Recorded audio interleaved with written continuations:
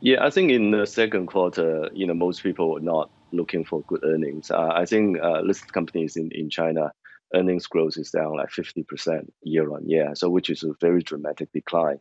And I think smaller companies are doing it tough as well, because of the virus outbreak, and also because many of these industries are actually in the service industry. So I think they're having it tough.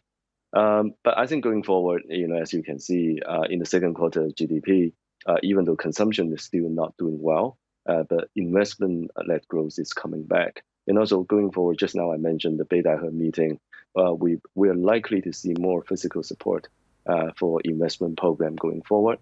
So I wouldn't be surprised to see larger companies actually fare better going into the third quarter, and that could help to a certain extent earnings growth in the third quarter. Okay, and keeping earnings in mind, I mean, how do you view the tech sector? Also, we've been gearing up for the tech index launch in Hong Kong on Monday, and seems to have been boosting some of the big names already so far. Is this an area that you would still put money into?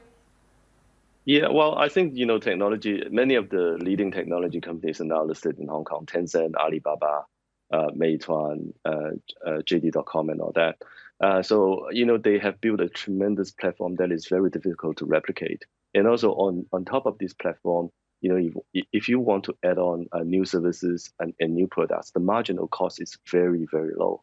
So I think, it actually built up a huge entry barrier for newcomers to going into these industries. So I think as a result, these companies are not cheap anymore. I think, back in March, they are very cheap. But I think now Tencent is up like almost 60% since then.